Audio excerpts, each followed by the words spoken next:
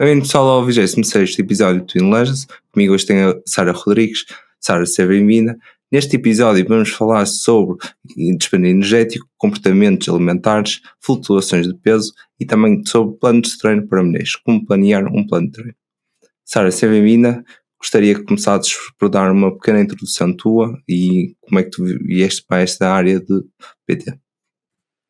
Portanto, olá a todos, sou a Sara, como o André já disse, e iniciei a minha licenciatura na área de Educação Física e Desporto. Na altura estava mais voltada para o treino desportivo, porque eu jogava futebol e futsal.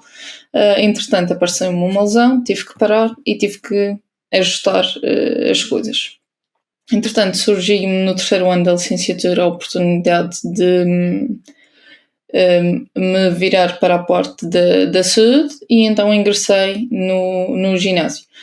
Comecei por fazer só o estágio da licenciatura, mas depois ganhei bastante gosto pela área e como sempre gostei de desporto em si e tive de abdicar de decidi começar noutro.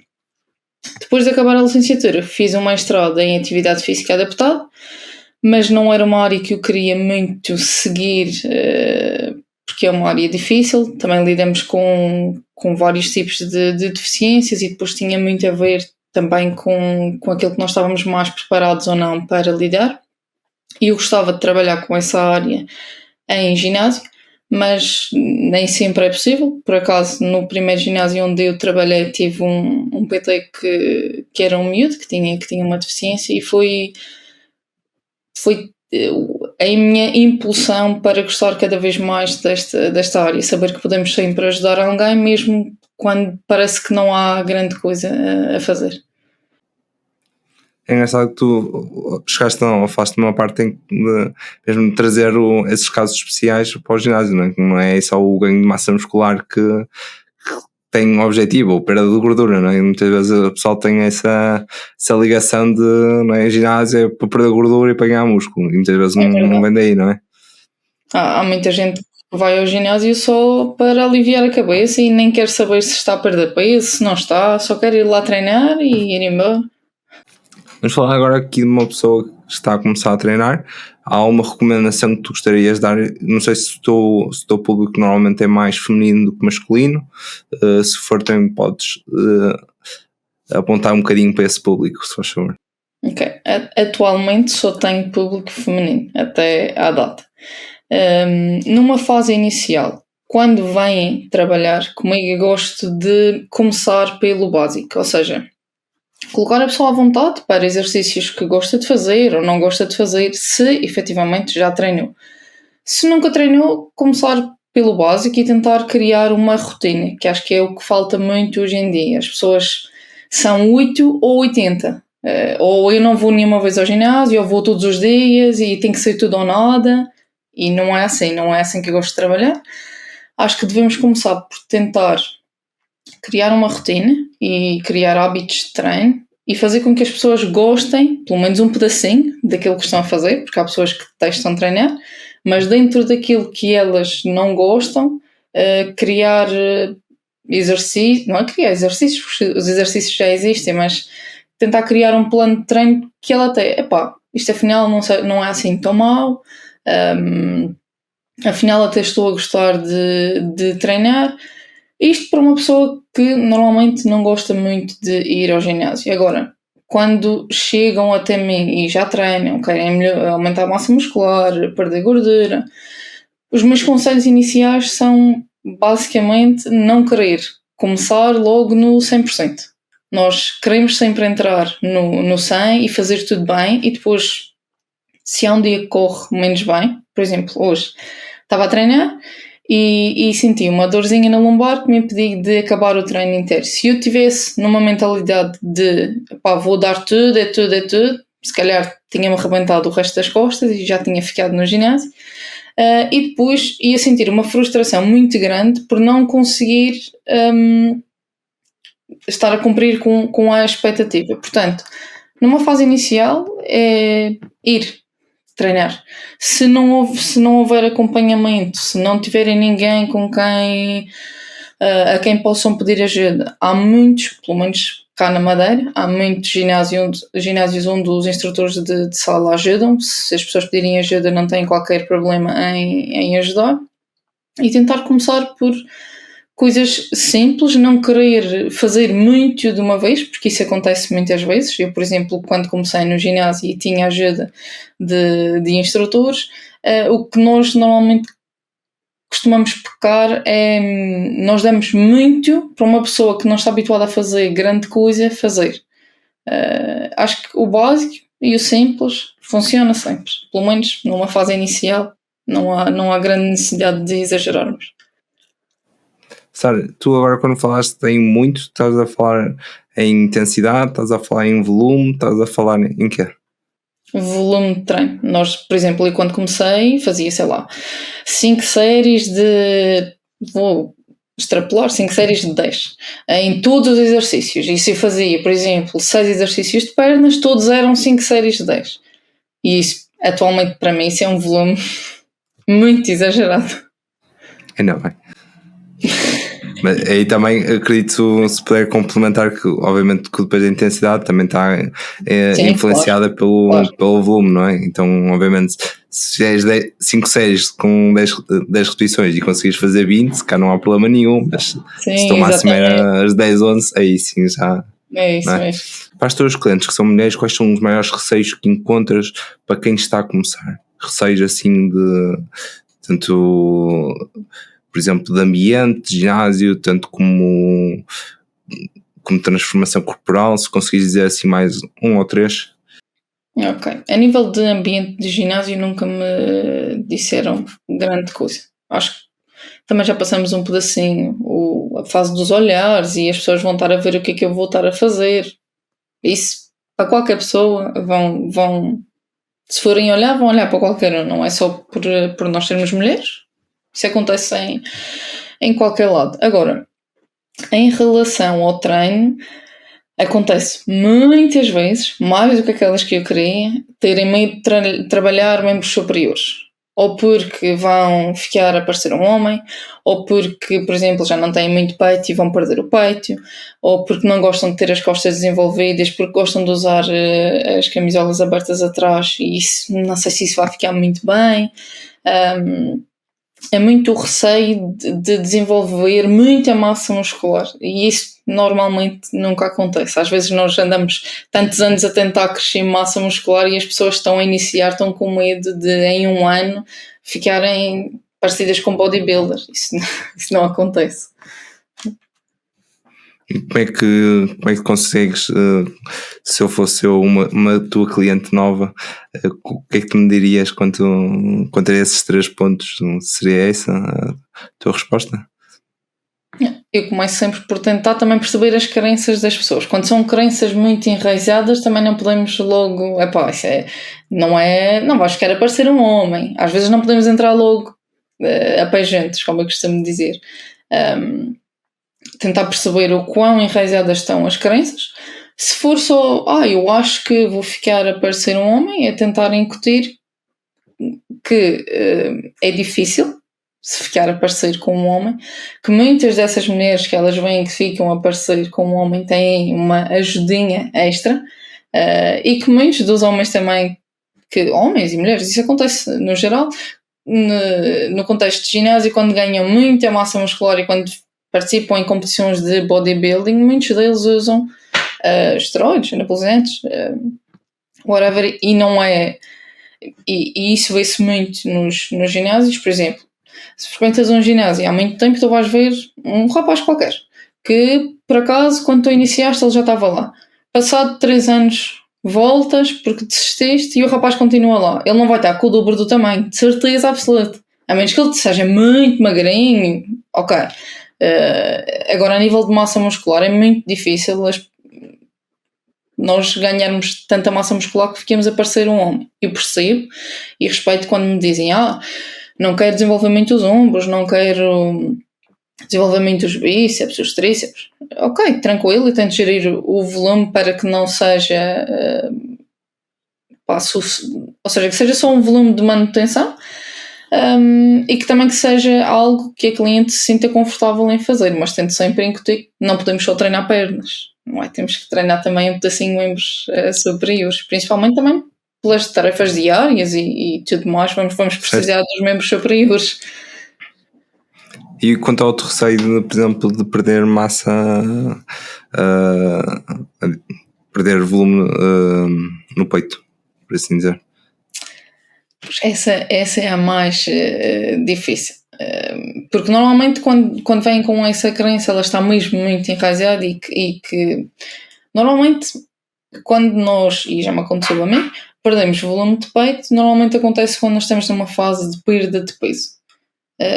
Porque a nossa mama é maioritariamente constituída por gordura e é normal quando nós perdemos massa gorda, mas infelizmente não conseguimos escolher de onde é que ela vai sair. Eu tento sempre que as pessoas percebam que, ponto número 1, não podemos escolher de onde é que a nossa gordura sai, e ponto número 2, não precisamos estar a fazer 6 exercícios de peitoral, principalmente num treino de mulheres, elas normalmente nem gostam muito disso, mas tentar incutir que não é por ela estar a fazer um exercício de peitoral que vai ter redução significativa do tamanho do peito. Isso também é muito difícil de acontecer. Normalmente acontece mais quando nós estamos em déficit calórico. É difícil estarmos em excedente calórico e perder peitoral por estarmos simplesmente a treinar no ginásio. Certo.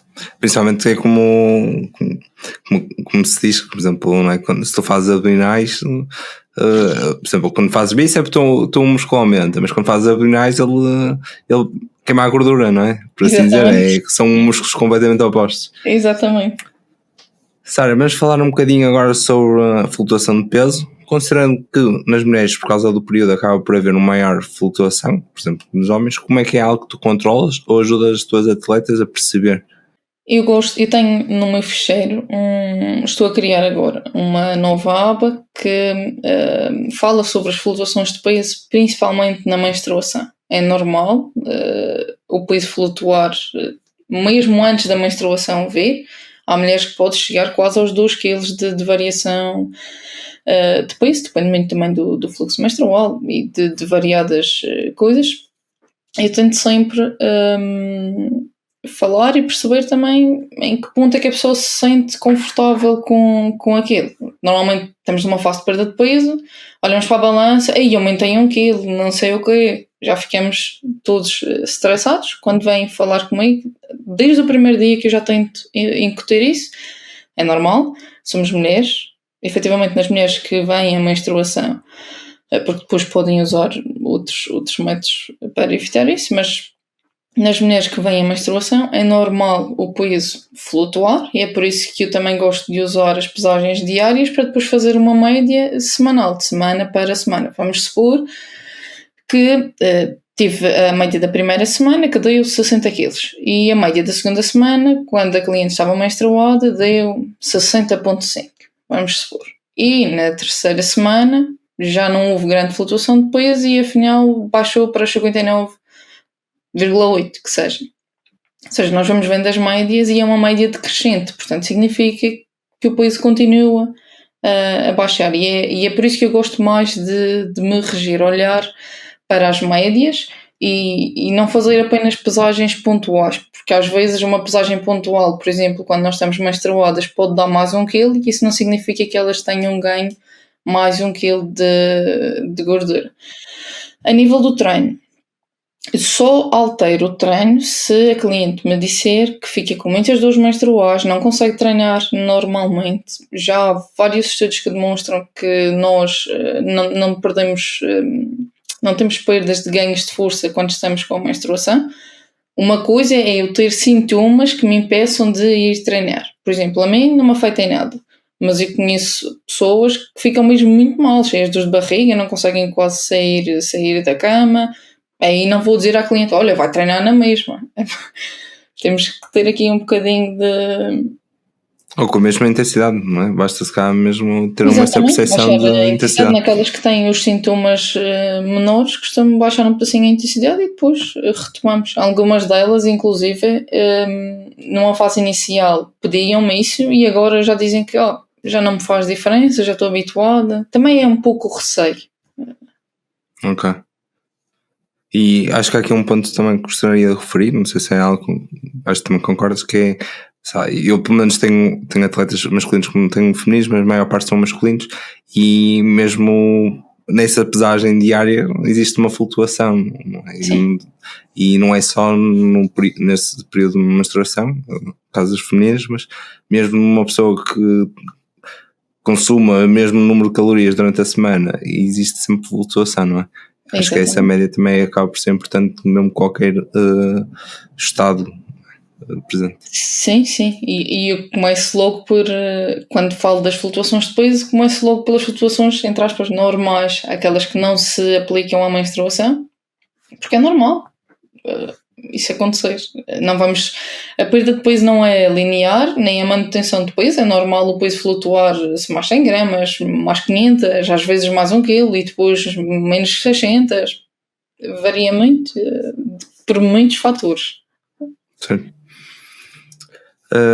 Sobre o dispêndio energético, é algo que no teu acompanhamento tenta gerir ou acompanhar e também perceber o porquê do fazeres ou não fazeres. Sim, eu gosto de acompanhar é mais o balanço energético. O dispêndio energético em si eu não consigo controlar a 100%. Tenho uma ideia porque tenho uma tabela que me faz os cálculos da taxa metabólica basal. Depois a pessoa também diz-me mais ou menos. Há pessoas que gostam de trabalhar com o número de passos diários, há pessoas que gostam de fazer cardio, há pessoas. Pois aí cada um gera como prefere fazer. Eu não gosto de impor uma coisa que eu acho que funciona para mim se a pessoa não está disposta a fazê-lo. Por exemplo, uma pessoa que trabalha sentada das 9 às 5, depois tem 3 filhos e tem que ir para casa fazer o jantar, tem que ir buscar os miúdos à escola. Não vou dizer para a mulher andar 10.000 passos em casa enquanto faz o jantar e cuida dos filhos. Isso, se para ela é difícil, não faz sentido impingir isso.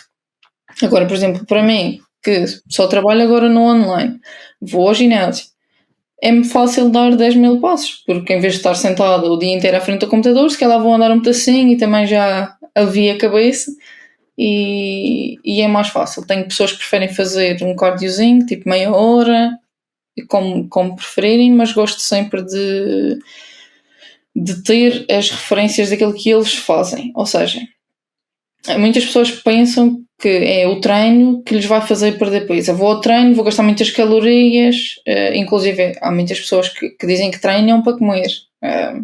Por isso é uma ideia um pouco errada, porque nós no treino não gastamos assim tantas calorias quanto pensamos, principalmente na musculação.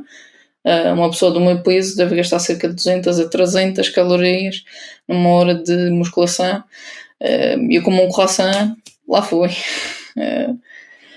Por isso, gosto sempre de que falem comigo, que me digam, olha, eu treino, eu vou fazer o treino 6 vezes por semana, e gosto bastante de andar a pé. Pronto, então temos ali, se for execuível para a pessoa, uma meta de passos, ou eu gosto muito de correr, sei lá, 3 vezes por semana. Então pronto, a pessoa vai correr aquelas 3 vezes por semana e faço uma estimativa do gasto para também ajustar. Depois com as pesagens da balança vamos vendo se efetivamente faz sentido a pessoa comer menos ou mexer-se um bocadinho mais. Depois também depende das rotinas e da pessoa em si.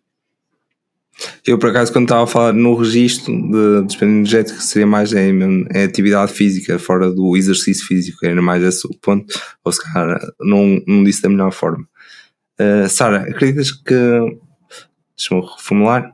Sara, eu acredito que existe muita confusão entre metabolismo e dispêndio energético.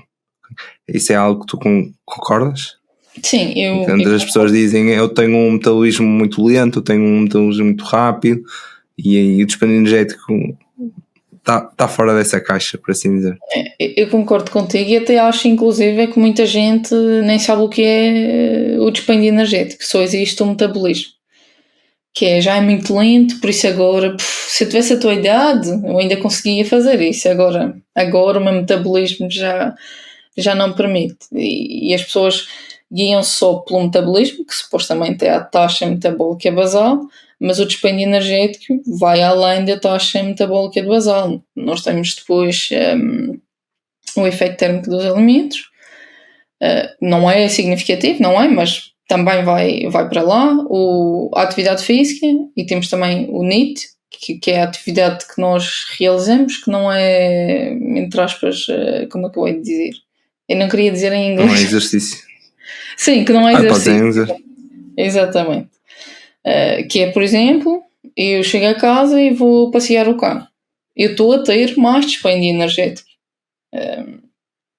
E acho que as pessoas confundem muito o metabolismo com aquilo que é o dispêndio energético, porque não é só o metabolismo que gasta calorias.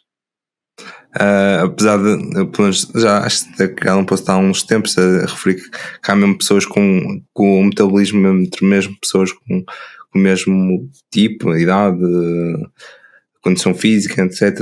Acaba por ter uma diferença entre, acho que por média pode haver tipo flutuações de 500 ou menos 500 calorias, que acaba por ser muito, mas é sempre algo que nós conseguimos controlar. Acredito, pelo menos eu acredito, não é? Uma coisa, é só um dado, vai Sim, acima ou sim. vai abaixo, não é?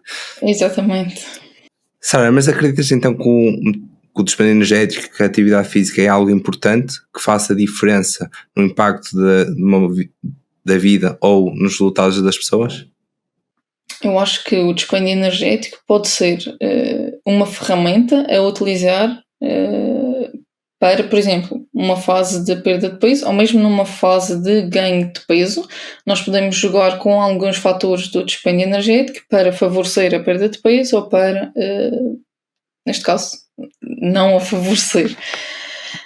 Por exemplo, uma pessoa que está numa fase de ganho de peso para ganho de massa muscular e que tem uma rotina muito que se mexe muito, por exemplo, o trabalho é muito ativo, depois a pessoa sai do trabalho e ainda vai sei lá, andar meia hora a pé porque gosta, ajuda-lhe a descontrair, aí estamos a ter um dispêndio energético grande comparativamente a uma pessoa que, por exemplo, trabalha sentado, ou mesmo que tivesse aquele tipo de trabalho e depois ia para casa se sentar, não fazia mais não fazia grande coisa extra.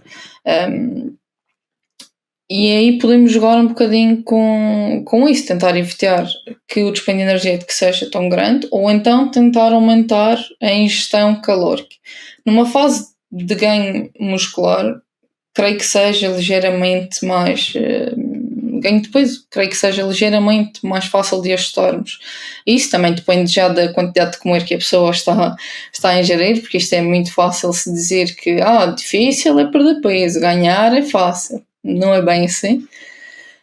Mas, por exemplo, numa fase de perda de peso, se nós já estamos com umas calorias muito reduzidas, e, por exemplo, nós mulheres já temos uma ingestão calórica mais baixa do que os homens. Portanto, se nós já temos uma ingestão reduzida, já estamos ali, não estou a passar muita fome, mas já está a moer um pedacinho.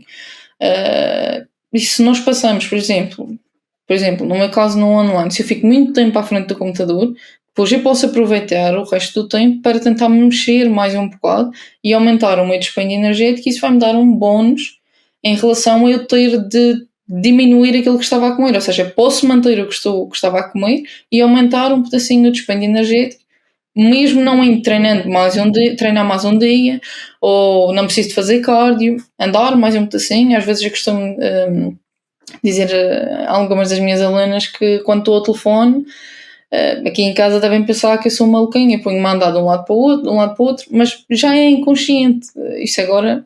Mas acho que é uma ferramenta interessante e que podemos utilizar para evitar que as pessoas também entrem naquela espiral de se eu quero perder peso eu tenho que começar a comer menos e cada vez menos e cada vez menos. Nem sempre é comer menos, às vezes é nos mexermos um bocadinho mais ou alterarmos algumas tarefas da nossa rotina.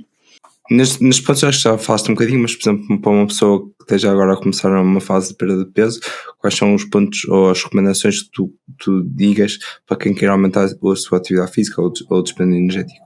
Eu tenho, por exemplo, uma cliente que tem uma vida muito cheia. Ou seja, o horário dela é mesmo muito extenso e depois é quase sempre sentada, é raro sair dos 3.000 passos.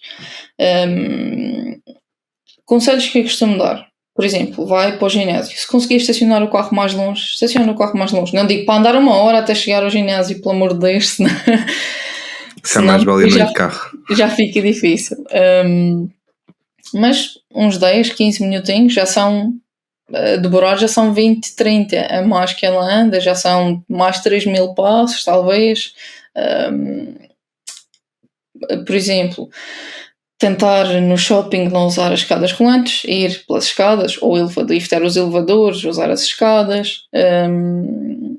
Se não está com muita vontade de sair de casa e tem um cãozinho, coitadinho do cãozinho, também merece ir dar uma voltinha, ir passear o cão.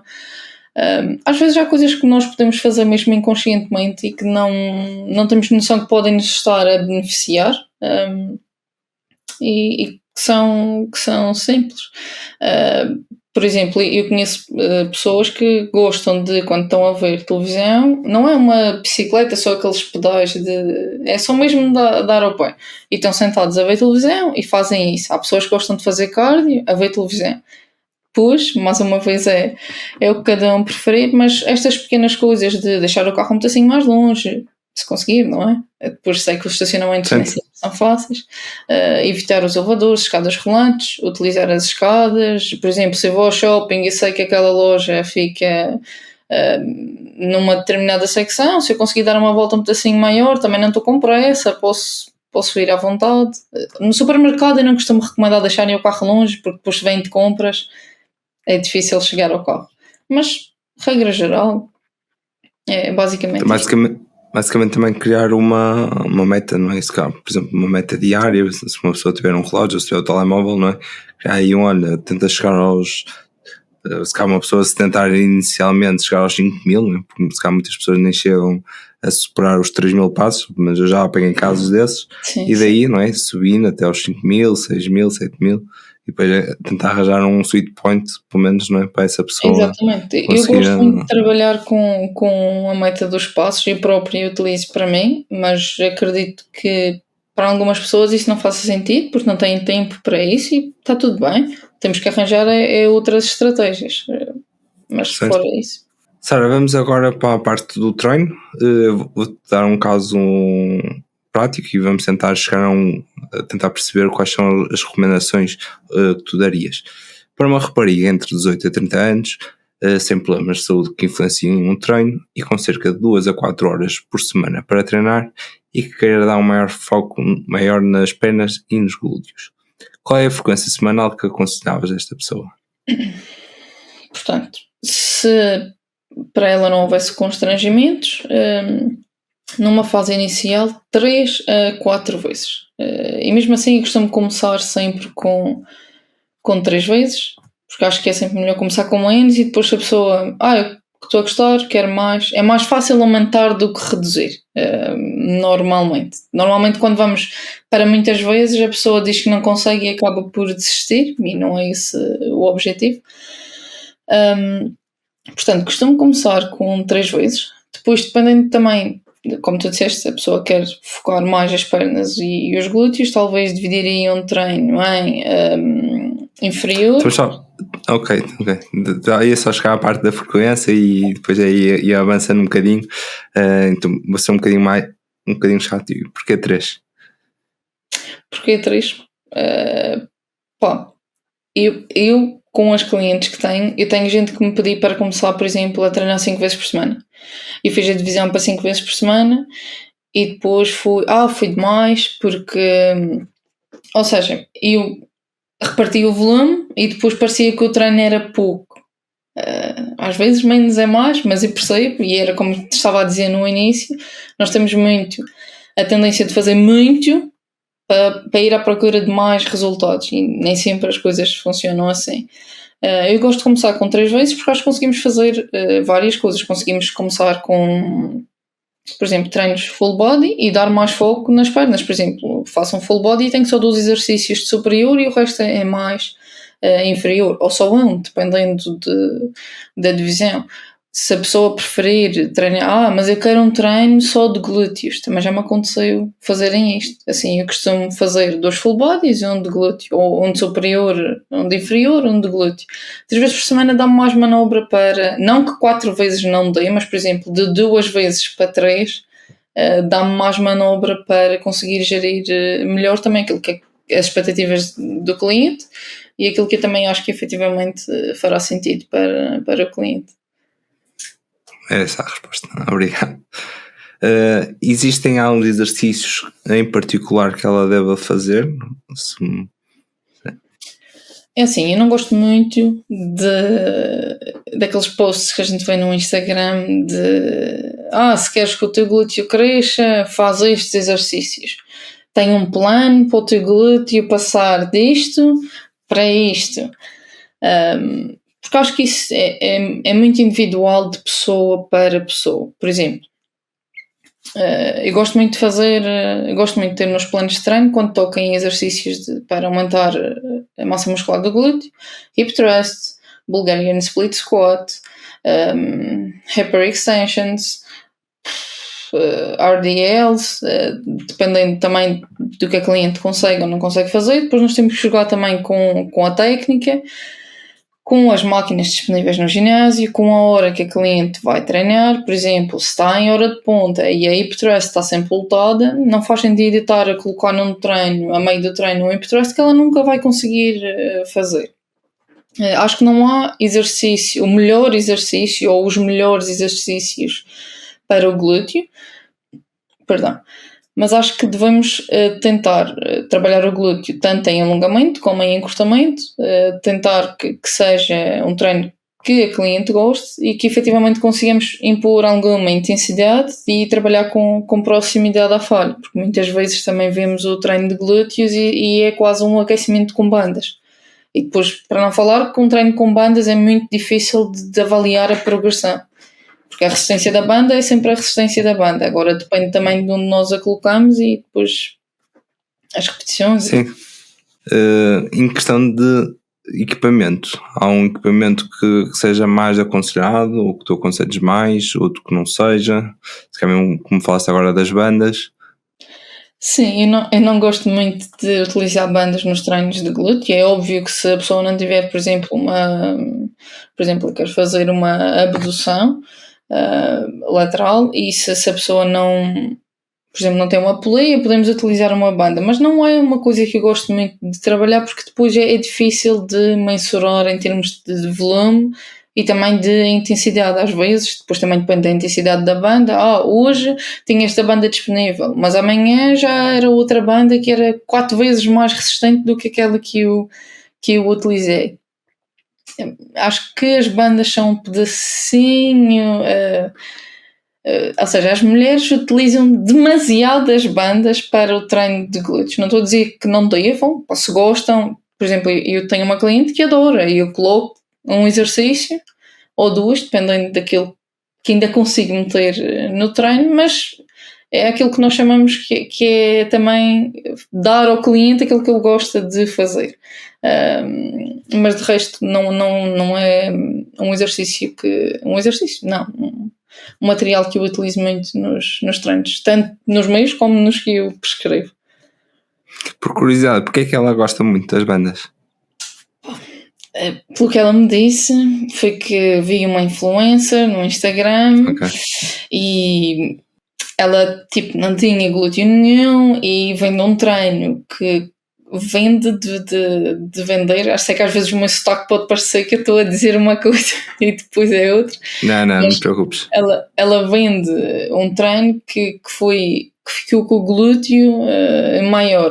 Já tive 2 casos assim, um deles ela não utilizava bandas, no outro, porque eu fui ver o programa, no outro era basicamente só treino com bandas e tentei explicar que podemos utilizar, não deve ser 100% do teu treino, porque isso não é. Inclusive, até lancei um Reels por causa disso, pela conversa que tive com a cliente. Não deve de ser 100% do nosso treino com bandas, porque depois, por exemplo, ela quer crescer quadríceps, ela faz agachamento, ela faz leg extension. Quando ela quer crescer ombros, ela faz shoulder press, lateral raises. Não usa bandas para isso tudo. Por isso o glúteo não é um músculo diferente dos outros. É como os abdominais. Certo? É verdade. E não percebo, é um músculo bastante forte para usar uma banda, digo eu até. Verdade. Mas em relação, pronto, falamos agora ao que se calhar não gostamos, que há uma diferença dos outros equipamentos que tu sintas, ou é simplesmente, por exemplo, entre máquinas, peso livre, é isso, é aquelas características de uma pessoa gostar, de uma pessoa conseguir evoluir? Sim, eu acho que tanto em máquinas como em pesos livres conseguem evoluir bem tanto numa como noutra. Numa fase inicial, provavelmente opto mais, por exemplo, se conseguir uma hip thrust machine em vez de uma hip thrust com barra, se calhar opto pela máquina, porque é mais fácil também da pessoa que se não está habituada a realizar o exercício. Não há muito para fugir dali. A máquina é aquilo, a nível de segurança também, à partida, será mais seguro. Quando já é uma pessoa que já tem à vontade, ou por exemplo, se não tiver a máquina no ginásio, eu opto pela hip thrust normal. Normalmente não há muita coisa a fugir ali, mas é engraçado ver que numa fase inicial só colocam a barra e no máximo 5 kg de cada lado, e aquilo já é, o meu glúteo já não aguenta mais.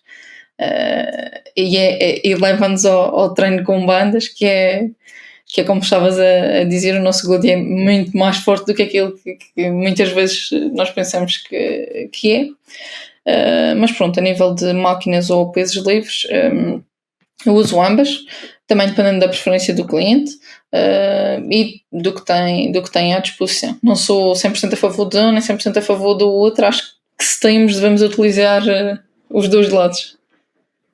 Eu acho que por acaso em nenhuma cliente meti menos de 30 quilos na primeira série, porque simplesmente, não, isto é super pesado, está-me a fazer um peso enorme, sou na anca, e eu, pronto, faz 10 então, 10, vou só fazer uma, e depois faz tipo 11, e eu, pronto, está bem, obrigado por acreditares em mim. Sara, e em relação à intensidade do treino, há uma recomendação que tu dês a uma pessoa iniciada? Ou como é que tu costumas estabelecer esta relação, ou então simplesmente dás só uma recomendação? Eu numa fase inicial, por exemplo, se é uma pessoa que não tem por hábito treinar, não tem uma rotina de treino, ou não treina, por exemplo, há mais de 5 meses, tento sempre planear, e o objetivo é nunca atingir a falha numa fase inicial, para tentar perceber também o que ela acha que é intenso para ela ou não. Por exemplo, o exemplo do hip thrust, fazerem com 5 kg de cada lado e me dizerem que já não aguentava mais, e depois tu vês o vídeo de execução e tu vês que ela fazia 50 repetições daquilo, talvez. Gosto muito de avaliar a intensidade através da gravação de vídeos. As minhas clientes normalmente gravam os vídeos e enviam-me, e eu costumo avaliar a intensidade através dos vídeos. É uma ferramenta que eu utilizo muito. Nas clientes que já estão mais habituadas a treinar comigo, tento implementar as repetições em reserva. Trabalhar ali entre as 0 e as 4, para que o treino para que o estímulo seja efetivo. Também numa pessoa que está a iniciar, costuma-se dizer que qualquer estímulo é efetivo, não é bem assim, mas se uma pessoa nunca fez nada e está a começar a fazer alguma coisa, efetivamente é melhor do que não estar a fazer nada. E depois também não podemos bombardear as pessoas que estão a iniciar já vou-lhe ensinar o que é uma escala de repetições em reserva, como é que ela pode ver isso. É muita informação numa fase inicial. A pessoa quase tem vergonha de ir ao ginásio e nós já lhe queremos impingir tudo o que nós sabemos, e é difícil para as pessoas numa fase inicial. Quando já têm algum tempo de treino, eu tento sempre ensinar. Depois também, como me enviam os vídeos, também conseguem ver os vídeos. E muitas vezes questiono, mas vê lá o vídeo. Se fosse eu a fazer o exercício assim, tu dizias que eu já não fazia nem mais uma repetição. E depois elas próprias, pois, tens razão, no próximo treino vou tentar fazer. E depois, isto é só com treino. Eu também demorei algum tempo a conseguir perceber o que era trabalhar uma repetição da falha, 2, 3, 4. Por acaso, agora fizeste-me lembrar, eu tive um aluno meu que iniciou há cerca de meio ano atrás e ele fez-me essa questão, porque eu introduzi minimamente o conceito inicialmente, e disse, mas eu não consigo, olha, só vais conseguir daqui mais ou menos a um ano, por isso não te preocupes, quero que tentes minimamente perceber a tua, ou usando mesmo uma escala de esforço, não é? Por exemplo, de 0 a 5 ou de 1 a 10, tentar perceber daí que a intensidade por aí. Sim, tanto eu tenho no meu fecheiro, não faz mal, eu tenho no meu fecheiro uma parte que é para colocarem a intensidade e aquilo vai de 0 a 5. E numa fase inicial eu digo logo, esqueçam esta parte, isto não é para preencher, não se preocupem. Muitas vezes as pessoas querem saber o quê, eu explico, mas depois digo, isto não é para usar no treino, é só para treinar. Você treina a uma intensidade que acha mesmo que, isto foi o meu máximo, porque nunca vai ser. É difícil uma pessoa que está a treinar numa fase inicial achar que, fui até à falha. É difícil.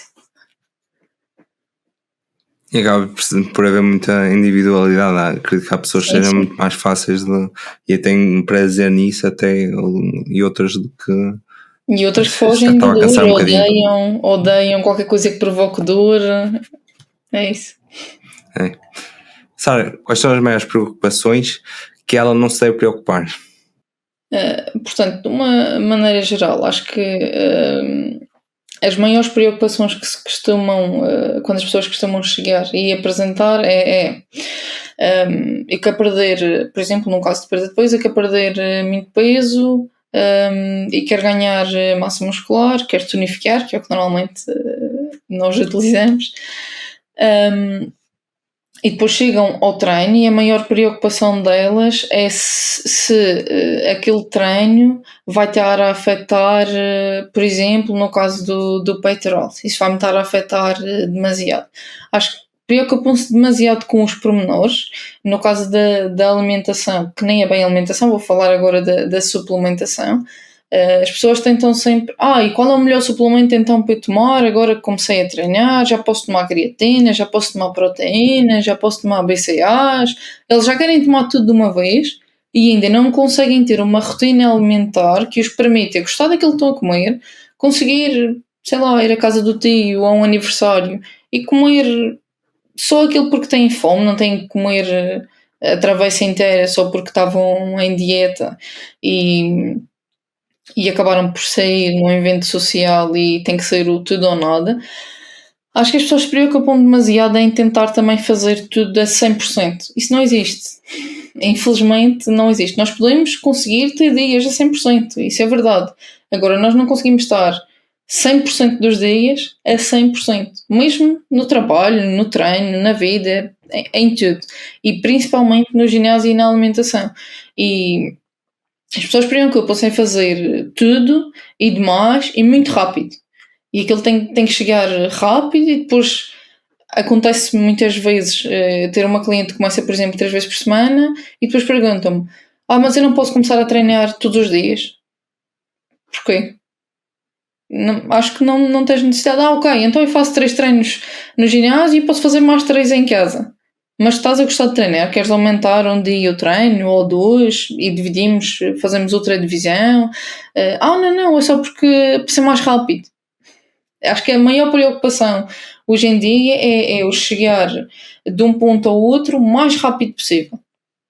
E isso no fitness é difícil de explicar, que não acontece normalmente.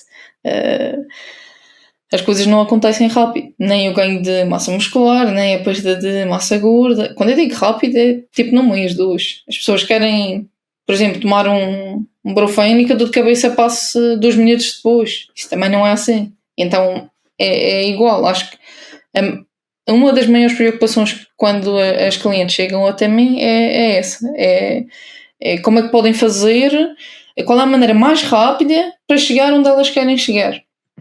E acho que as maiores preocupações deveriam de se focar em não criar esta cena de tem que ser muito rápido a chegar aqui, tenho que perder 10 quilos no mês. Isto é errado, na minha opinião, porque depois pode criar o reverso da medalha, que é eu não cheguei, eu não consegui, eu nunca vou conseguir. Volta tudo para trás.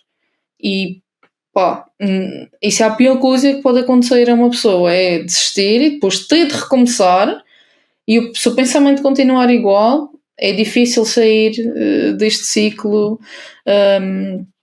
vicioso.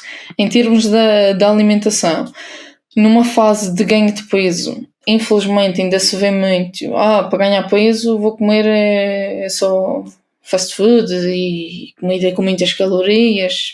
Não é normalmente assim que se faz um bulk, como se chama. Podem comer comida que gostam e que não seja tão nutritiva, mas não tem que ser necessariamente 100% dessa comida, porque tu precisas de ganhar peso. E o mesmo acontece quando as pessoas querem perder peso. As pessoas... Ganhar músculo. Exatamente. As pessoas chegam muitas vezes e querem cortar nos hidratos, querem cortar nisto, querem cortar naquilo, querem cortar nas calorias todas e perder peso. E vão perder peso, mas também vão perder massa muscular, porque se cortem tudo, não dá. É uma das coisas mais difíceis de incutir nas pessoas e que acontece muitas vezes, e vê-se muitos nutricionistas a falar disso, que é, para perder peso, muitas vezes as pessoas não têm que começar a comer menos.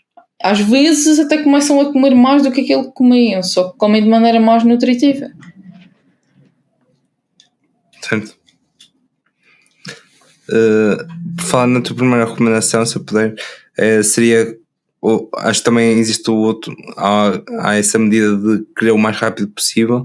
Acho que nós como coaches, como PTs, também devemos ter conseguir definir targets, ou pelo menos tipo metas, não é?